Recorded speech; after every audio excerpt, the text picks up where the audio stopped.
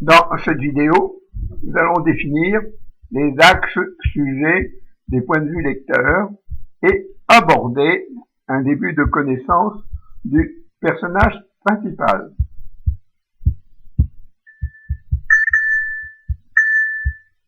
Alors voyons la nature des axes dans Grammatica. Grammatica fournit une grille d'analyse à plusieurs niveaux qui permet de trouver des sujets correspondant aux actes, aux séquences, aux scènes et aux événements d'intrigue à partir d'une logique à suivre. Quelle est cette logique? Examinons celle des 4 axes, monde, physique, idée, psychologie. On peut les classer en axes statiques, d'état, monde et idée, et en axes dynamiques, de mouvement, physique et psychologie. Une deuxième classification, la localisation du point de vue, peut être faite selon qu'on est extérieur à l'objet, externe, ou à l'intérieur de l'objet, interne. Monde et physique sont externes, et idées et psychologie sont internes.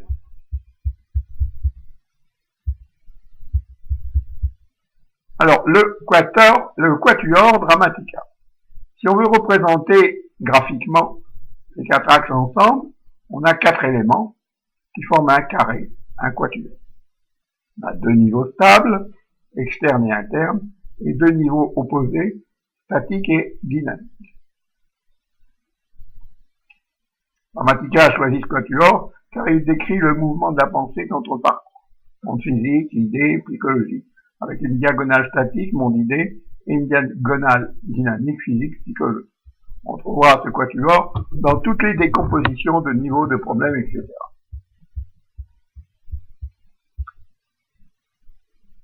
Alors, quelle relation le lecteur entretient-il avec l'histoire? Ensemble, les axes et les modes d'expression déterminent la sensation lecteur au sujet d'une histoire. Pourtant, il reste pour le lecteur un autre aspect, positionner sa relation avec le sujet, avec l'objet narratif. Cette relation consiste à se passionner, à s'identifier, à questionner, en suivant les développements des différents aspects d'un problème. Les aspects, ce sont les fils directeurs, sorte de fils rouges qui vont décrire et mettre en relation avec le public. Le fil, c'est une image, c'est le fil de pêche du lecteur qui a mis un appât et les modes d'expression décrits dans quelle lumière ils les verront. Lorsque nous combinons les 2 catégories, fil et objet narratif, nous commençons à contrôler la sensation que notre histoire va générer. Voyons les points de vue et les fils directeurs. On connaît en narration les points de vue narratifs, internes, externes, omniscients, qui mettent en jeu les personnages. Ici, nous avons 2 personnages en conflit, principal et obstacle dans une histoire. Voyons comment la focalisation par point de vue s'adapte à la structure d'histoire. La perspective du lecteur va se concentrer sur le personnage principal en interne, dans ses pensées, et en externe, sur ses actions. Sur le personnage obstacle, l'externe suffit, comme sur les autres personnages, dit objectif. L'intéressant, c'est le conflit. Et là, le lecteur veut savoir ce qui se passe dans la tête des 2 acteurs. Le personnage principal et le personnage obstacle sont dits subjectifs parce qu'on suit leur subjectivité, leur pensée, dans la relation subjective. Les autres personnages sont objectifs, vus comme des objets en externe essentiellement. Alors, un peu plus précis maintenant, les points de vue, vision du lecteur. Alors, si on place en je, vous, nous, il, ça donne le point de vue lecteur à la première personne, fournit au public une vision personnelle de l'histoire sur le sujet, sur le personnage principal. Le point de vue lecteur à la deuxième personne, vous, fournit une vision impersonnelle sur le personnage obstacle. Le point de vue lecteur pluriel, nous, fournit au public ce que c'est que d'être en conflit entre les 2 personnages. Le point de vue lecteur de la troisième personne, il fournit au public une vision externe globale de l'histoire. Nous avons donc une histoire globale de 2 personnages en conflit, avec une vision personnelle qui sera celle du personnage principal une vision impersonnelle qui sera celle du personnage obstacle, une vision conflictuelle qui sera dans la tête des deux personnages, et enfin, la vision globale de l'histoire qui sera externe.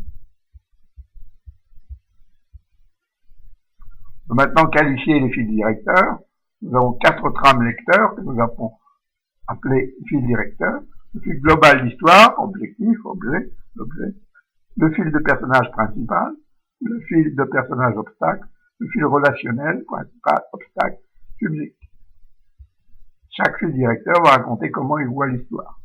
Ils seront lus en parallèle dans le sens, bien entendu non synchronisés, mais suffisamment proches pour être mémorisés par le lecteur.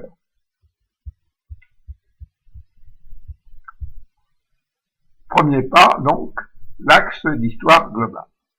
Vous avez choisi un axe mode d'expression, genre.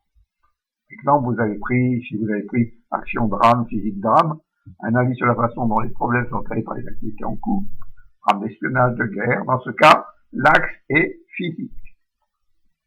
Donc, physique, drame, physique. On a donc l'axe préférentiel de l'histoire et le mode d'expression qui conviendra, mais qui n'est pas obligatoire. Il reste à l'auteur de faire son choix parmi les axes possibles pour les 3 fils restants, principal, obstacle, relationnel, qui concerne la notion de personnage, qu'il est temps d'introduire maintenant. Nous allons voir comment les choisir, ces axes. Alors, le deuxième pas, c'est l'axe de personnage principal après l'axe histoire. Le choix du genre nous a donné l'axe du fil histoire. Il nous reste à fixer ceux des 3 fils restants. Le plus important est celui du personnage principal. Alors, il forme un couple dynamique avec le personnage obstacle qui s'oppose à lui. Cela amène à constituer 2 paires parmi les fils directeurs, personnage principal, personnage obstacle, et histoire relationnelle. L'axe du fil histoire commande l'axe du fil relationnel. Il reste donc des 2 axes affectés à la paire personnage. Alors, pour définir l'axe du personnage principal, on va utiliser les 2 premières caractéristiques à fixer pour lui, qui sont comment il va croître et quelle attitude il va avoir face aux décisions. D'après ces dernières, en fonction du choix déjà fait de l'axe global d'histoire, en fonction du genre, on définit en cascade les axes de personnage principal, obstacle et de la relation subjective. Alors, première caractéristique du personnage principal, la direction de croissance. Est-ce qu'il va croître en s'arrêtant ou au contraire en démarrant quelque chose? Première question détermine la direction de la croissance. Il se développera au cours de l'histoire, le personnage principal, car il aura de nouvelles compétences et de nouvelles connaissances. Cette croissance a une direction. Soit il se développe en quelque chose, démarrer, ou sortira quelque chose, stop, de lui-même.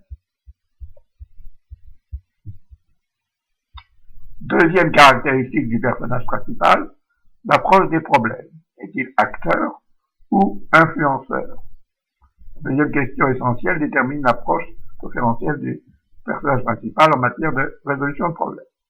Par tempérament, les personnages principaux, chacun de nous, ont une méthode préférentielle. L'approche des problèmes. Certains préfèrent adapter leur environnement à eux-mêmes, par l'action, en compétition, acteurs.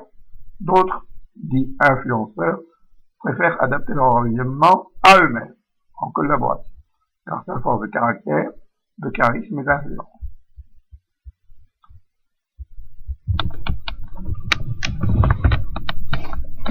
Voyons maintenant comment déterminer l'axe personnage principal. Alors, c'est un peu plus à détailler. Le choix acteur ou influenceur, ainsi que démarreur ou stoppeur, induit l'axe à choisir. Les choix vont définir des couples d'axes, dans lesquels définir l'axe personnage principal. C'est basé sur les perspectives externes et internes. Le choix acteur ou influenceur donne 2 couples. Pour trouver l'axe personnage principal. Acteur, le couple va être monde et physique. Influenceur, ça va être idée et psychologie. Ce sont des couples naturels. Monde et physique, c'est action. Influenceur, c'est de la psychologie. Dans le quatuor, les éléments de même niveau sont en relation, monde et physique. Psychologie et idée. Par contre, dans ce quatuor, les éléments verticaux sont monde et psychologie et physique et idée. Ils sont en dépendance. Ils ne sont pas en relation. Le choix démarrer ou stopper donne deux couples de relations. Relationnel et dépendant. Entre l'axe personnage principal et l'axe histoire, nous avons déjà. Stop, il va y avoir les deux couples monde physique et idée psychologie qui sont relationnels. Et pour démarrer, on va avoir monde psychologie et physique idée dépendant. Pour stop, on passe du mouvement au statique, physique à monde, psychologie à idée. Pour démarrer, on passe du statique au mouvement, monde à psychologie, idée à physique.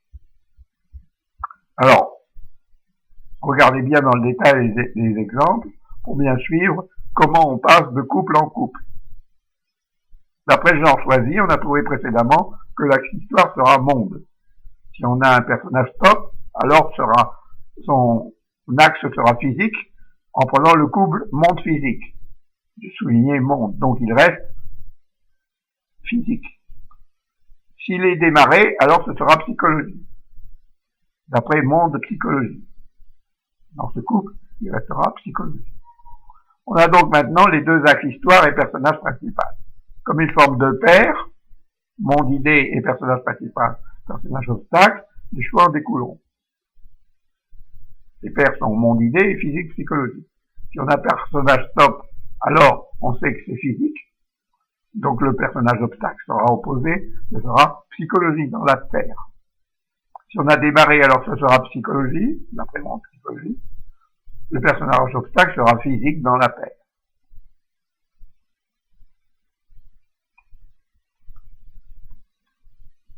Dans notre cas, on a monde histoire, idée relationnelle, physique principale, psychologie obstacle.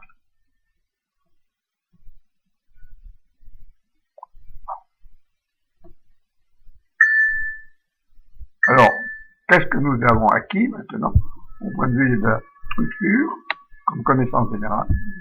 On a donc les axes des fils directeurs, histoire, personnage principal, obstacle relationnel, le profil du personnage principal, la notion de caractéristique du personnage, direction croissance et approche problème. Je vous remercie. À bientôt.